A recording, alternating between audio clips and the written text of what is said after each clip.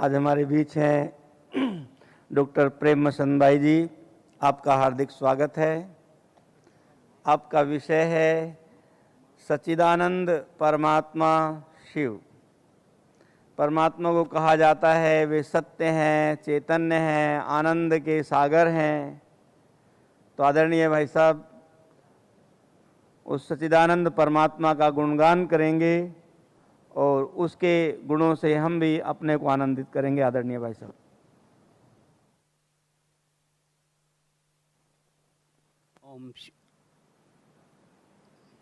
ओम शांति। आज के मुरली में भी बाबा ने कहा सच्चा तीर्थ और बाबा सच्चा पंडा है और सचखंड की स्थापना कर रहा है। ये तीनों वर्ड आए थे। अगर लाइफ को भी देखें, एक चेतना का डांस है, कॉन्शियसनेस का, जो चलता रहता है, अपने आप चलता रहता है। श्रीमद् भागवत महापुराण में कहा गया, पहला शब्द यूज किया गया, सच्चित आनंद स्वरूप। अगर परमात्मा को प्राप्त करना है तो उसमें 3 रास्ते बताए गए, सत्यता, चित्त और आनंद। अगर ये तीनों हैं, अगर मैं एक सत्य परमात्मा शिव से चित्त लगाकर आनंद का अनुभव करता हूँ और वही आनंद दूसरों को देता हूँ, तो हम अपने प्रॉब्लम ठीक कर सकते हैं। पर मेन फोकस है मैं अपना पूरा चित्त उस परमात्मा शिव से फोकस करके एनर्जी लेकर और उस परम आनंद को अपने में धारण करता हूँ कि नहीं करता हूँ।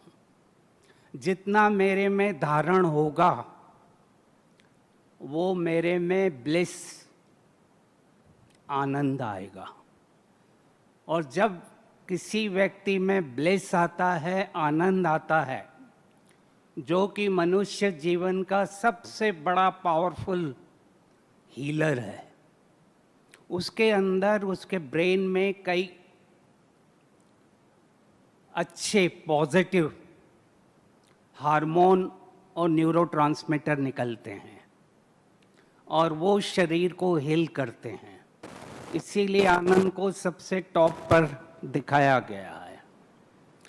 अब पहला शब्द है सत्यता। सत्य का अर्थ क्या है? पहला है सत्य अनादि है, इटर्नल है, जन्म मरण से परे है, बियॉन्ड डेथ एंड बर्थ। दूसरा सत्य का अर्थ है कि कभी वो खत्म नहीं होता, इम्पेरिशेबल है, वो कभी बदलता नहीं है। और उसमें हम देखें क्या सत्य है।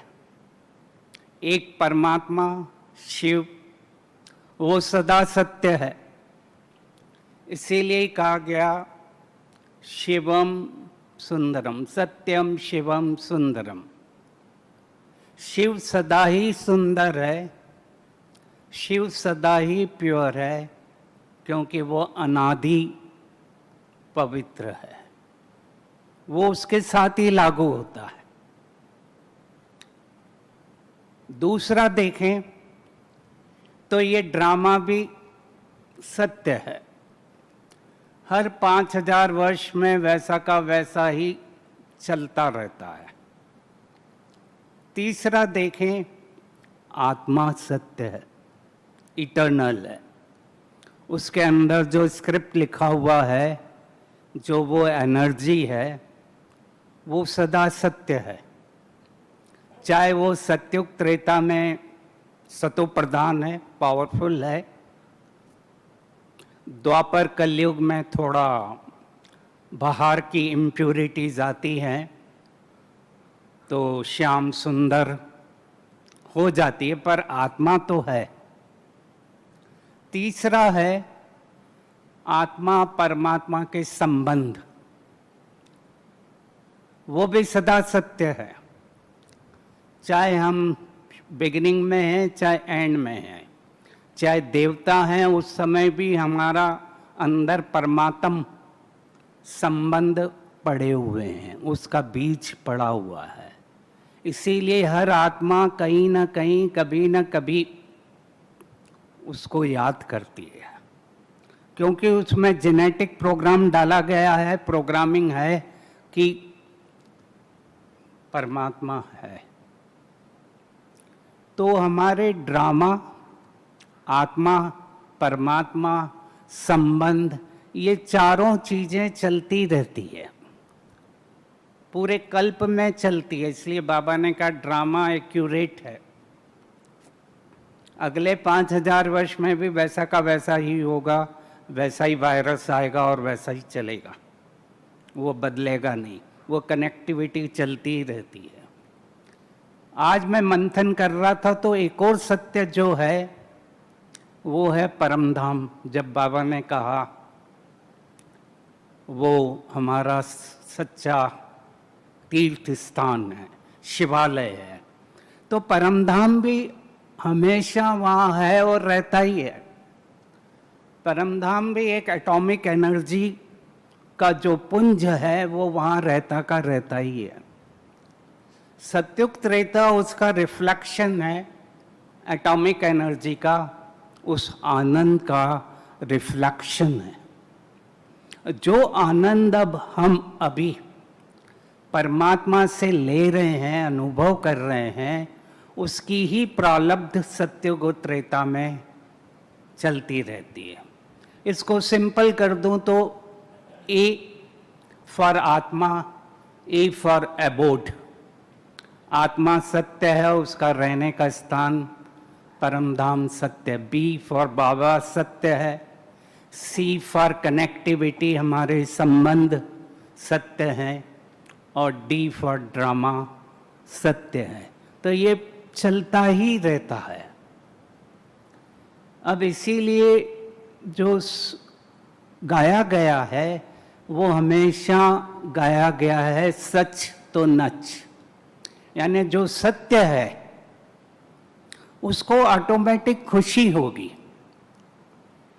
इसीलिए 3 चीजें कनेक्ट करी हुई है, सत्यता, पवित्रता, दिव्यता।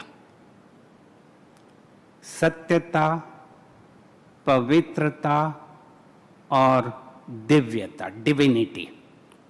जो सत्य है, जो पवित्र है, उसमें दिव्यता ऑटोमेटिक रिफ्लेक्ट होगी, दिखेगी। उसके चाल चलन चेहरे से वो चीज दिखेगी। सबसे बड़ा पावर जो सत्यता से आता है, सबसे बड़ी शक्ति जो सत्यता से आती है, वो आती है निर्भयता। जो सत्य है उसमें डर नहीं है। मैं यहां तक कह सकता हूं जो सत्य है, पवित्र है, उसमें डर 0 है। पहले हम कहते थे 99% डर रियल नहीं है, 1% रियल है। आज मैं कहता हूं 100% डर रियल नहीं है, क्योंकि जो सत्य है, पवित्र है, वो दोनों का फ्यूजन है और उसमें डर होगा ही नहीं। उसमें इतनी बड़ी पावर है, शक्ति है। और हम सभी ने मॉडल देखे, एग्जाम्पल देखे, हमारे देश में भी देखे, दूसरे देशों में भी देखे, महात्मा गांधी का भी देखा एग्जाम्पल। सत्य हमारे ब्रह्मा बाबा का देखा, दादियों का देखा। जब उन हर एक में जो सत्यता थी वो रिफ्लेक्ट होती थी।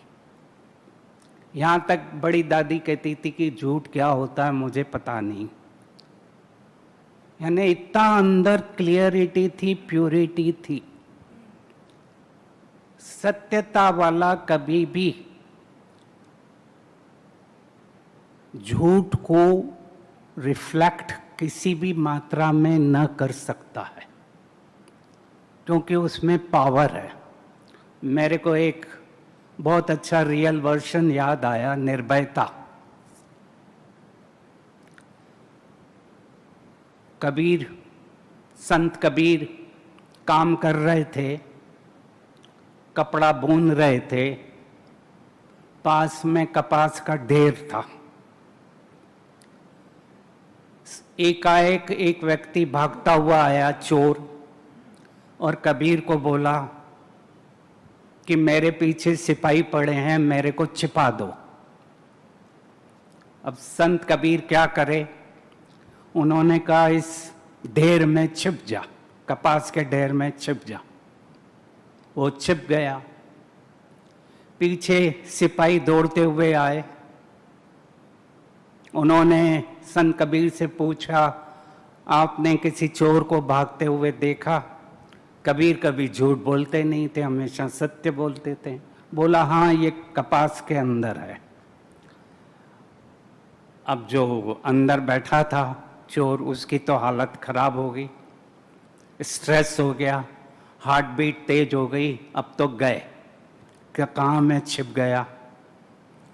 सिपाहियों ने सोचा ऐसा कैसे हो सकता है, ये संत कह रहा है यहाँ छिपा है, ऐसा हो नहीं सकता, ये ऐसे ही बोल रहा है, यहाँ छिप नहीं सकता। और वो चले गए। वो बाहर आया, संत कबीर से पूछा, आपने क्यों कैसे कह दिया, मेरी तो हालत खराब थी। बोला, मुझे मालूम है सत्य में ताकत रहती है, मैं झूठ बोल नहीं सकता और सत्य में पावर रहता है। तो सत्यता हमेशा हमारे चेहरे से झलकती है। इसीलिए सत्य, चित्त, आनंद। चित्त का अर्थ है कॉन्शियसनेस। अगर उसको कहें मन, बुद्धि, सबकॉन्शियस, मन और बुद्धि का फ्यूजन, वो भी चित्त है। इसीलिए कहा जाता चित्त में धारण नहीं करना, चित्त को साफ रखना। तीनों के फ्यूजन को अगर चित्त कहें, और चित्त हमारा प्योरली साफ है, क्लियर है, स्पष्ट है, तो वो ही परमात्मा वहाँ से रिफ्लेक्ट होता है। उसका जो आनंद है वो उस आत्मा से बाहर आता है। जितना हमारी प्रोग्रामिंग अच्छी होती जाती है, जितना हमारी स्मृति, स्वस्थिति, वृत्ति अच्छी होती है, उतना हमारा सबकॉन्शियस प्रोग्राम पावरफुल होता जाता है। इसीलिए कहा गया, जहाँ पवित्रता है, सत्यता है, उसका प्रोग्रामिंग पावरफुल होता, तो वो उसका रिफ्लेक्ट आनंद का स्वतः और नेचुरल होता है, ऑटोमेटिक होता है। स्वस्वरूप की पहचान, सत्य पहचान, परमात्मा की सत्य पहचान, अगर दोनों क्लियर है, स्पष्ट है, तो आनंद है ही है। क्योंकि परमात्मा की लहरें, आनंद की लहरें कंटिन्यूअस वाइब्रेट करती रहती हैं, वो हमेशा अवेलेबल है। और वो जो वेव्स हैं, एनर्जीज हैं, वो कंटिन्यूअस चल रही हैं, पर हम आत्माएं उसको लेने में, रिसीव करने में कभी कभी प्रॉब्लम आता है, क्योंकि कहीं ना कहीं कोई आवरण आ जाते हैं, और जो नेगेटिव आवरण आ जाते हैं वो एनर्जी को हम ले नहीं पाते हैं और फिर रिफ्लेक्ट नहीं कर पाते हैं। और जब दोनों मिक्सचर हो जाता है पॉजिटिव नेगेटिव का, तो डर चालू होता है। फियर तभी चालू होता है, कहीं ना कहीं चित्त में क्लियरिटी नहीं है, प्योरिटी नहीं है, दिव्यता नहीं है। तो वही वो बात को सिद्ध करने की कोशिश करेगा। जो बड़ी दादी हमेशा कहती थी, न सिद्ध करना है न जिद करना है। ये आदरणीय जगदीश भाई भी हमेशा, जो मैंने सीखा, वो हमेशा कहते थे, न सिद्ध करना है न जिद करना है। सत्य को कभी सिद्ध नहीं कर सकते, प्रूव नहीं कर सकते। सत्य अपने आप सिद्ध होता है। झूठ को सिद्ध करना पड़ता है। झूठ को सिद्ध करने के लिए इसीलिए डर आता उस व्यक्ति में। इसीलिए आज मैंने कहा, फियर 0 है अगर सत्यता और पवित्रता, डिविनिटी क्लियर है। सत्य को कभी सिद्ध नहीं करना पड़ता, न जिद करना, जो दादी कहती, न स्टबन बनना है, न प्रूव करना है। बहुत अच्छी क्लियर कट एक मेरे को एक ने स्टोरी भेजी थी, बड़ी अच्छी लगी मेरे को। बहुत पहले थी और सडनली मेरी टीम ने मेरे को उसको भेजा। एक राजा, ठंड के दिनों में उसका दरबार लगा हुआ है। राजा का दरबार बाहर धूप में बैठे हुए हैं क्योंकि ठंड बहुत थी। राजा बहुत अच्छा था, वो जो उसके अच्छे महान विद्वान थे, पंडित थे, उनको काफ़ी चीज़ें देता रहता था। और बाहर से भी कोई आता था, अगर वो कुछ अच्छा राजा को सुनाता था, वो भी राजा उसको गिफ्ट देता था। सब बैठे हुए थे। इतने में एक यात्री आया। उसने अपना डब्बा खोला और उस बॉक्स में 2 हीरे निकालकर सामने एक शीट पर रखे, चादर पर रखे। दोनों हीरे 100% एक जैसे थे, 100% इक्वल, कोई डिफरेंस नहीं था। उसने राजा को कहा, मैं कई जगह से, कई राज्यों से आ रहा हूं, पर किसी ने अभी तक मेरे को ये नहीं बताया कि सच्चा हीरा इन 2 में से कौन सा है।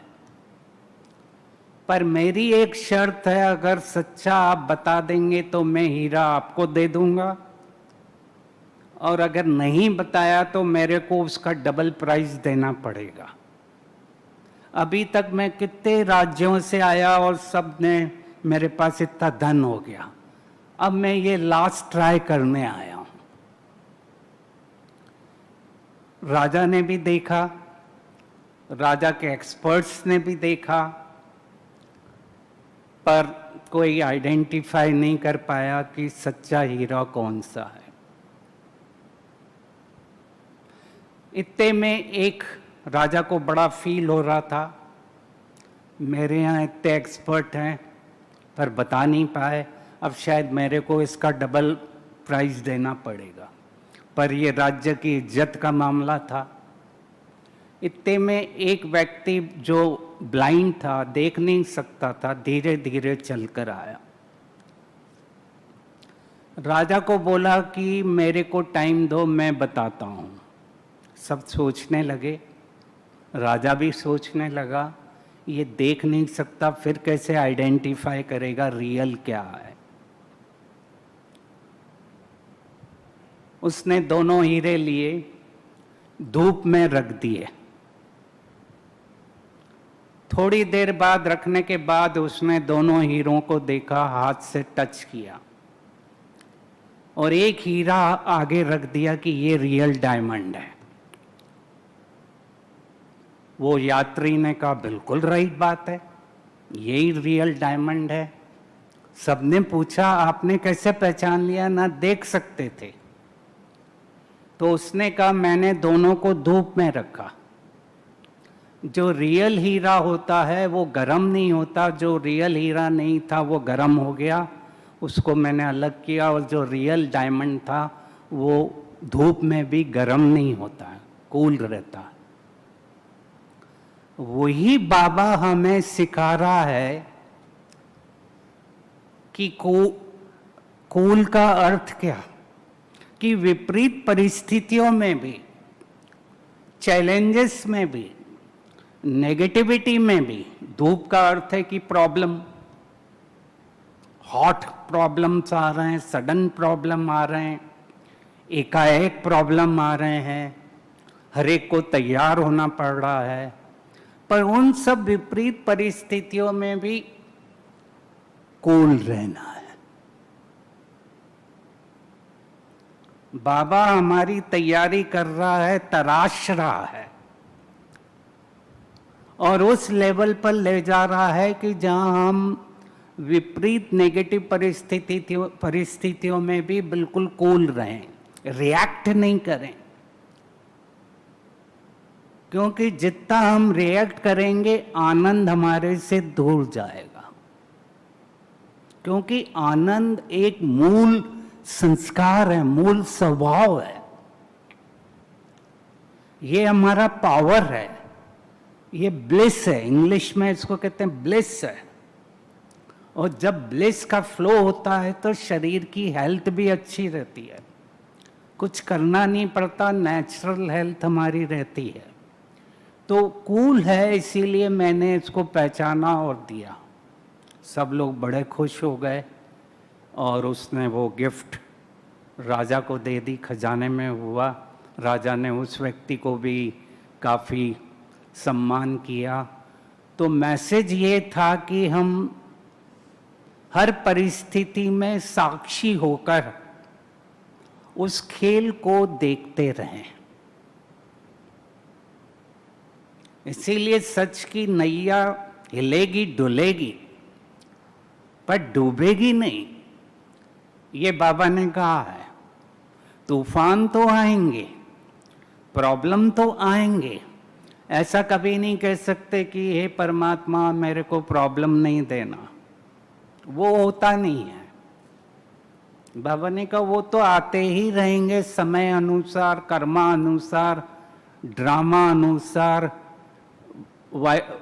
अट्रैक्शन, लॉ ऑफ अट्रैक्शन अनुसार वो आते रहेंगे, उसको कोई रोक नहीं सकता। पर रोकना क्या है, हमें अपने योग के द्वारा जो हम प्राप्त कर रहे हैं, मेडिटेशन के द्वारा, उन चैलेंजेस को अच्छी तरह कूल होकर हैंडल करें।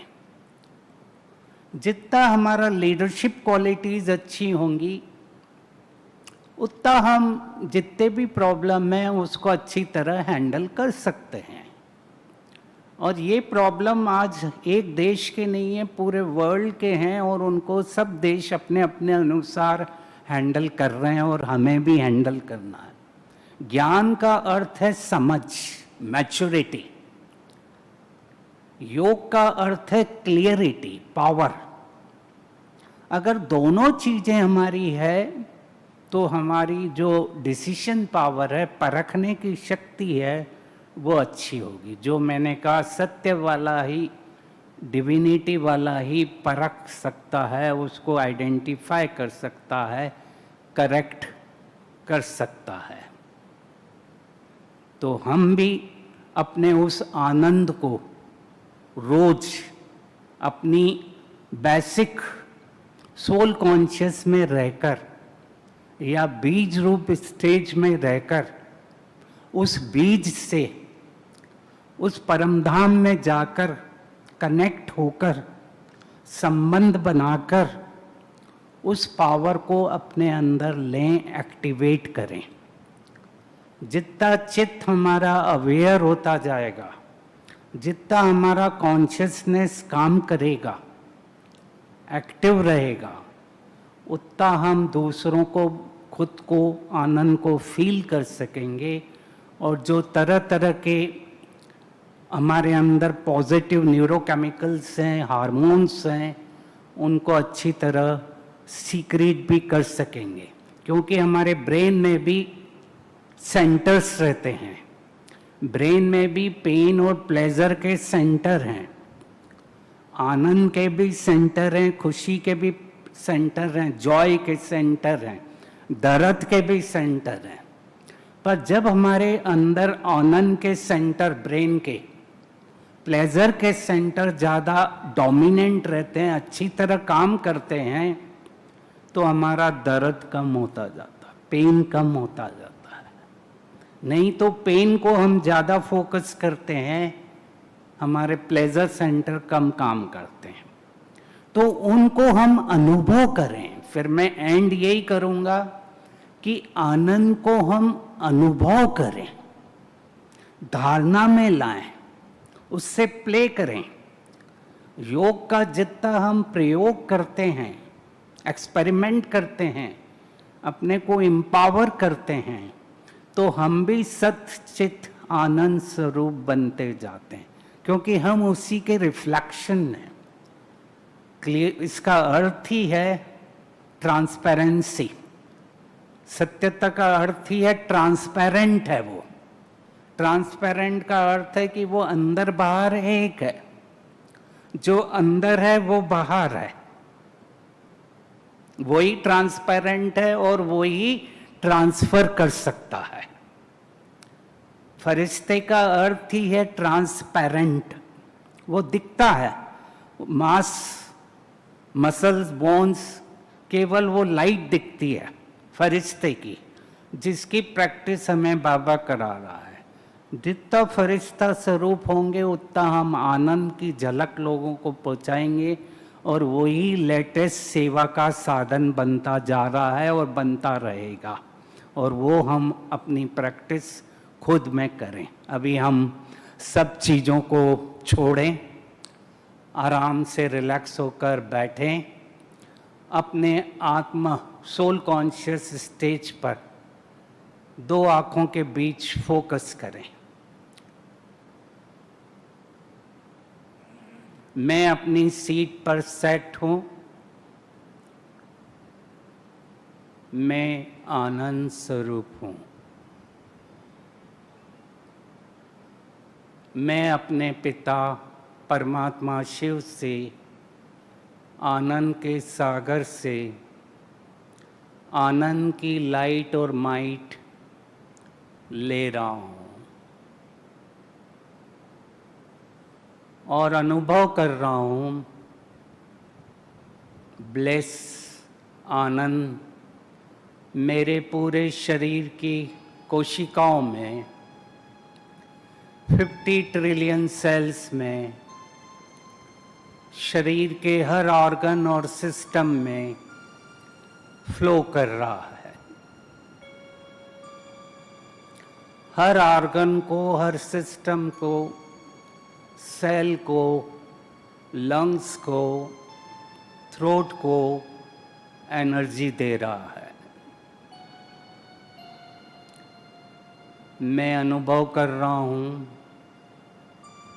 नोज, थ्रोट, लैरिंग्स, ट्रेकिया, मेरे लंग्स हेल्दी हैं।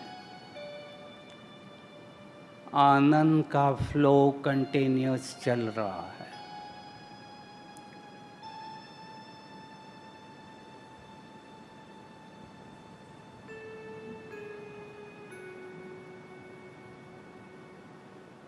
वापस दो आँखों के बीच फोकस करें।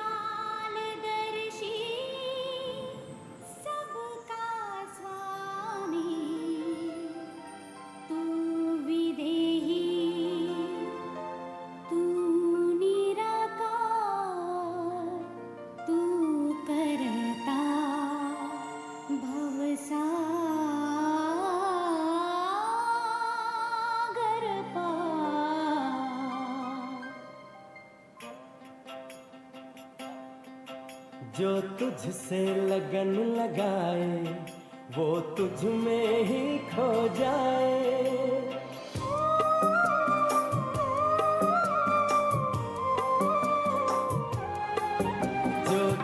तुझसे लगन लगाए वो तुझ में ही खो जाए, जो तुझसे योग लगाए वो परमानंद को पाए। तू सत्य है, तू शक्ति है, तू सत्य है, तू शक्ति है। जो तुझसे लगन लगाए वो तुझ में ही खो जाए, जो तुझसे योग लगाए वो परमानंद को पाए। तू सत्य है, तू शक्ति है, तू सत्य है, तू शक्ति है।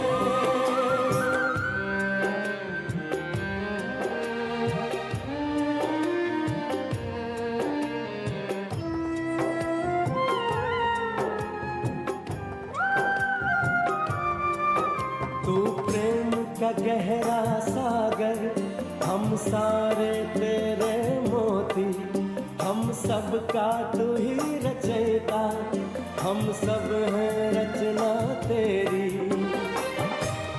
तू सोमनाथ, तू शक्तिमान, तू देता अज्ञानी को ज्ञान। जो तुझसे लगन लगाए बिन मांगे सब पा जाए, जो तुझसे